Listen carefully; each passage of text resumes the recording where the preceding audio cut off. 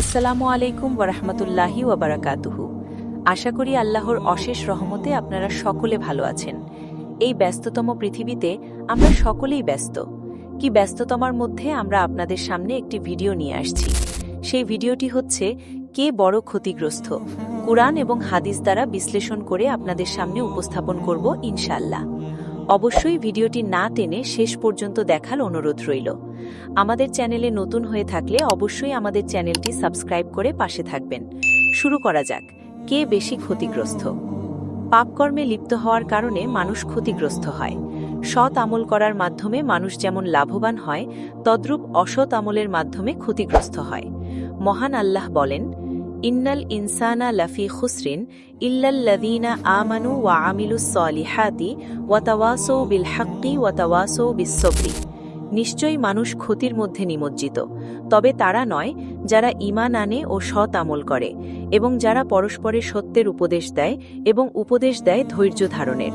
সূরা আল আসর, আয়াত নাম্বার 2 থেকে 3। কেউ অলসতা করে সৎ আমল না করার কারণে ক্ষতিগ্রস্ত হয়, কেউ আবার মন্দ কাজ করার কারণে ক্ষতিগ্রস্ত।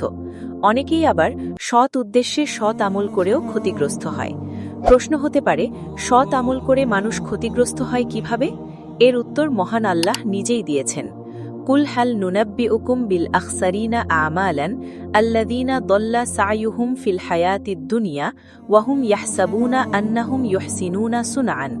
হে নবী, আপনি বলুন, আমি কি তোমাদেরকে সেসব মানুষদের সংবাদ দিব যারা কর্মের দিক দিয়ে খুবই ক্ষতিগ্রস্ত? তারাই সেসব মানুষ যাদের পার্থিব জীবনের প্রচেষ্টা পণ্ড হয়, অথচ তারা মনে করে যে তারা সৎকর্ম করছে। সূরা আল কাহাফ, আয়াত নাম্বার 103 থেকে 104। কিছু কাজের মাধ্যমে মানুষ আল্লাহর কাছে অপরাধী সাব্যস্ত হয়, আবার কিছু কাজ করে মানুষ অজান্তেই ইসলাম থেকে বের হয়ে যায় এবং আল্লাহর নিকট জালিম হিসাবে প্রমাণিত হয়। অনেক সময় মানুষ নিজের অজান্তে এমন কিছু কাজ করে যার কারণে সে মুশরিক হয়ে যায়।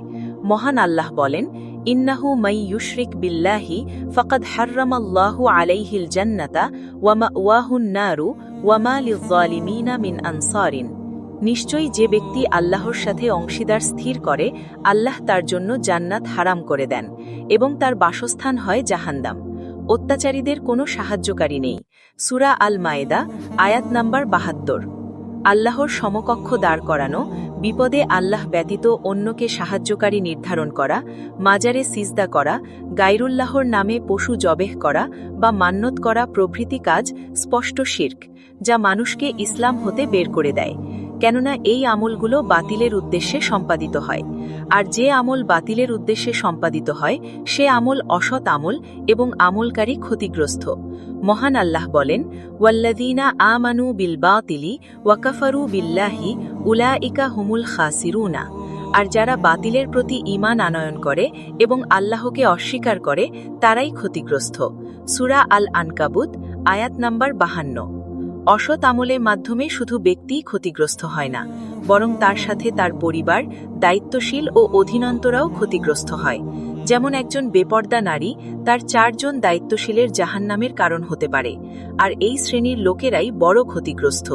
মহান আল্লাহ বলেন, কুল ইন্নাল খাসিরিনা খাসিরু আনফুসাহুম ওয়া আহলিহিম ইয়াউমাল কিয়ামাতি আলা যালিকা হুয়াল খুসরানুল মুবিনু। বলুন, ক্ষতিগ্রস্ত তো তারাই যারা নিজেদের ও পরিজনবর্গদের ক্ষতিগ্রস্ত করেছে। সূরা আজ-জুমার, আয়াত নাম্বার 15। আমি আপনি যে সেই ব্যক্তি নই তারই বা কি নিশ্চয়তা? বলা বাহুল্য যে আমরা আখিরাতকে ভুলে গিয়ে দুনিয়ার মিছে সৌন্দর্যের প্রতি আকৃষ্ট হয়ে ক্ষতির মধ্যে নিমজ্জিত হয়ে যাচ্ছি, যা একেবারেই নির্বুদ্ধিতার প্রমাণ। প্রকৃতপক্ষে জ্ঞানী তো তারাই যারা নিজেদেরকে ক্ষতি হতে রক্ষা করে, দুনিয়ার মিছে মায়া ত্যাগ করে আল্লাহ ও তার রাসূলের দেখানো পথে জীবন পরিচালনা করে। অতএব কোন কোন কাজ করলে আমরা উভয় জগতে ক্ষতির সম্মুখীন হব, আমাদের আপনজনেরা ক্ষতিগ্রস্ত হবে, জাহান্নামের যন্ত্রণাদায়ক শাস্তি ভোগ করতে হবে, সেগুলো সম্পর্কে জানা এবং সেগুলো হতে নিজেকে সুরক্ষিত রাখা আমাদের জন্য একান্ত জরুরি। সেই সাথে আল্লাহর প্রিয় বান্দা হয়ে চিরসুখের স্থান জান্নাতের বাসিন্দা হওয়ার জন্য প্রাণপণে চেষ্টা করা উচিত।